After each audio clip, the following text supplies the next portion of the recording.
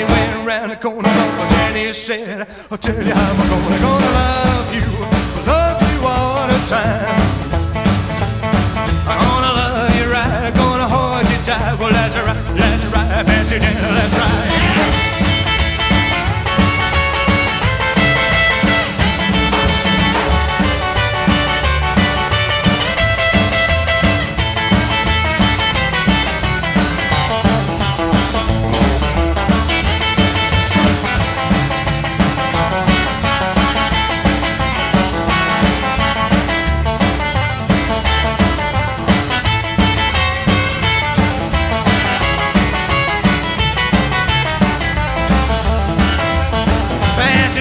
A real cool cat, he was a woman, was a man.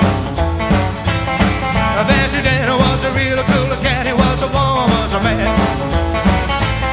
Well, he wanted a date with every little chick in the land. Well, Bessie Danner was a real cool cat, he had a big Cadillac. Bessie Danner was a real cool cat, he had a big Cadillac. Well, he wanted to drive him when he went around the world and back. Well, Daddy jumped to his caddy, then he went around the corner. Then he said, I'll tell you how I'm gonna love you all the time. I'm gonna dance all night, gonna hold you tight. Well, that's right, Bessie Danner, that's right. I'm gonna dance all night, hold you tight. Well, that's right, Bessie Danner, well, that's right.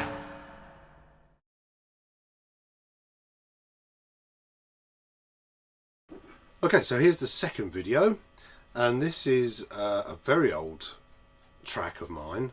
Well, not mine personally, it's not a song I wrote, but it's a cover of a great Gene Summers track called Fancy Dan, which I recorded in, I'm trying to think, I think it was probably about 98, over in Finland, in Helsinki, with the Barnshakers, fabulous rockabilly band from Finland.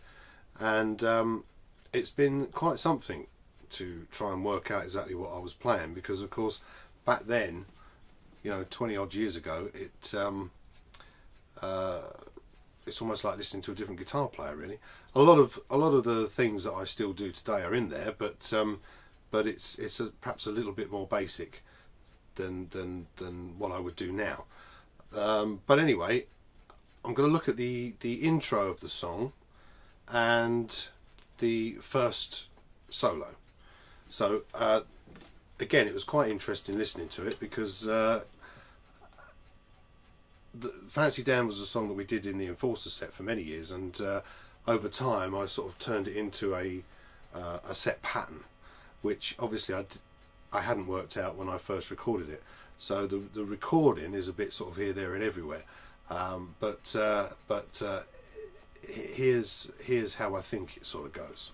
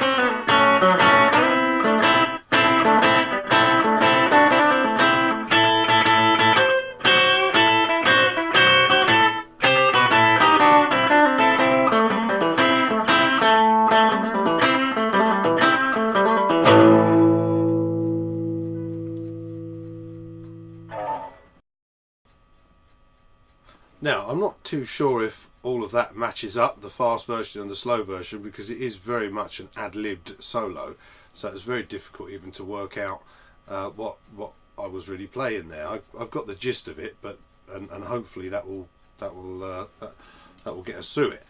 But it really is a very rough version, because the whole album was really recorded live. It was all recorded one take in the studio, all the musicians playing together. There's very few overdubs on any of the songs on that particular album, which is a great fun thing to do if it all goes well. But you know, sometimes there's things that get left in that you perhaps weren't all that thrilled about at the time, but you just learn to live with as over the years. But so the intro is very simple. It's in the key of A. It's just a 12 bar.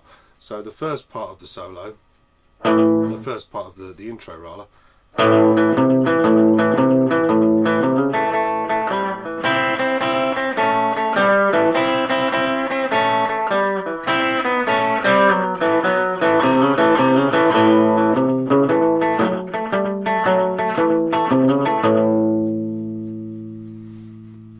now the best thing to really try and do here is to keep the A chord, keep your finger, your index finger, pressed down on certainly the fourth, third, and second strings, because you want to try and hit them as much as you can while you're playing this to fill out the sound. The first bit of the intro is just you're bouncing from the third fret on the fifth string to the open A string.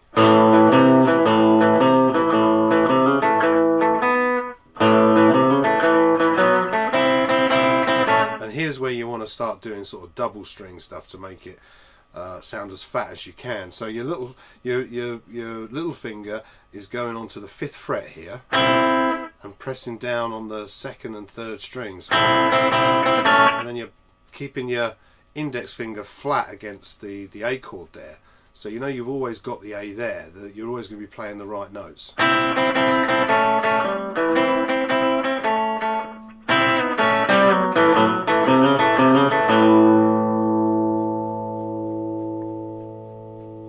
So that's just a little tip there with the intro, but it's also a very handy thing to know just for solos anyway if you're playing in the A chord, because you'll be playing double strings, single strings, but it's all, as long as you keep your index finger flat there on the A chord, whatever your little finger's doing,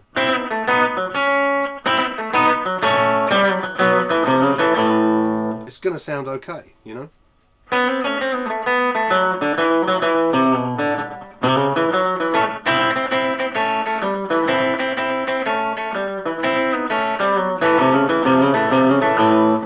Just that end part is you're just rolling your little finger from the third to the fourth frets on the fifth string, and then you go into the boogie pattern.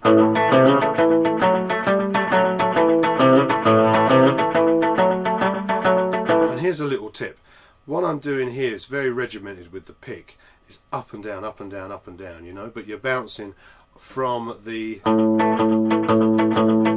octave almost. Think of it as an octave thing where you're playing the open A on your A string, on your fifth string, but you're also playing the A on your index finger on the second fret on the third string.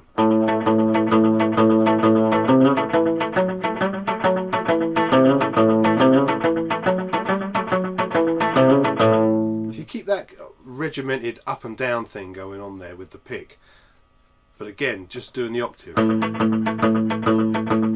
bring your little finger in to play the boogie pattern, but keep that pattern going, and you'll get that really full sound instead of going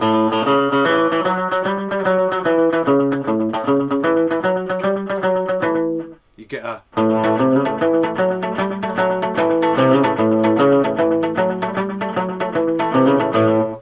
which I think sounds an awful lot better. Now onto the solo itself.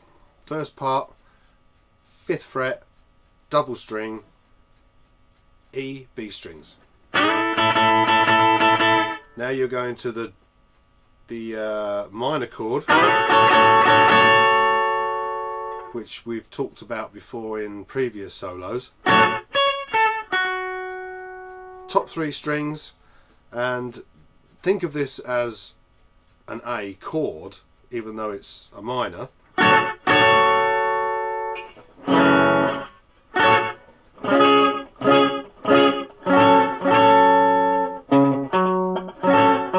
It's actually, I'm trying to think what chord that is. I've no idea. F sharp minor. But you're not thinking of it as an F sharp minor, you're thinking of it as an A chord. If you again play the D shape on the 5th, 6th, 7th, 8th, 9th fret, that becomes an A chord. There's your Scotty Moore, that's right, mama. But we're doing the minor. But it's still in the same place, and it sounds like an A.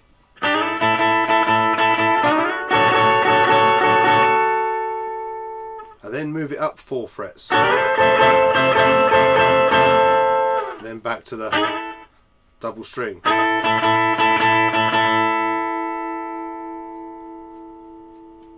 Then we go to the F shape to play the D. And I'm bringing in my little finger on the 13th and 12th frets on the B string.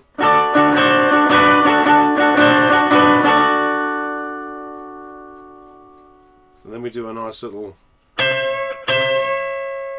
which again is in A, but you're playing it on the 12th and the 13th frets on the E and B strings.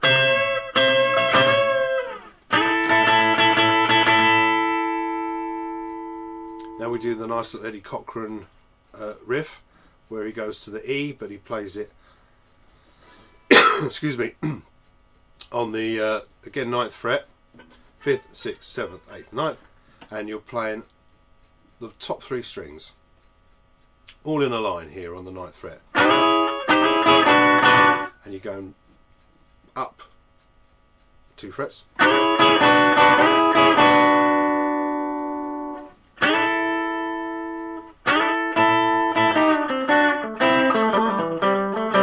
Now the second part of the solo, because it's a 24 bar solo, is almost like going back up to the intro again, where we're going to keep our finger flat on the A chord, and we're bringing in our little finger on the 5th fret on the 2nd and 3rd strings,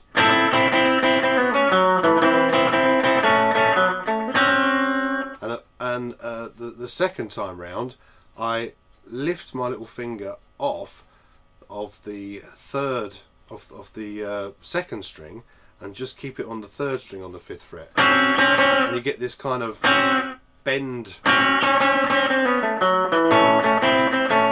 which is a really nice effect. It sounds great. It's much more aggressive if you're keeping your little finger on both of those strings, but when you lift your little finger off, it just sounds a little bit more country. Now we go back up to the D, but this time we're going to play the 2nd and 3rd strings on the 5th fret,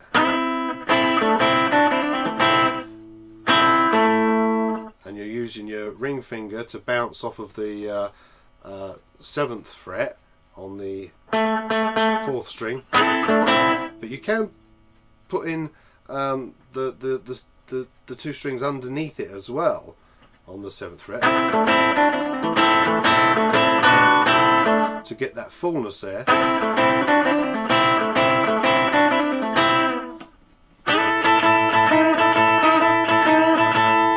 Just a typical sort of rock and roll.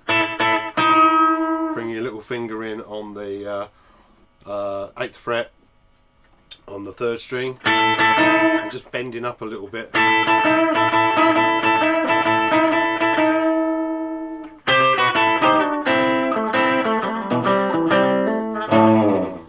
So that's Fancy Dan. A very sort of scatty solo in many ways, but it does have a pattern to it, certainly in the first solo, But there you go. There's Fancy Dan.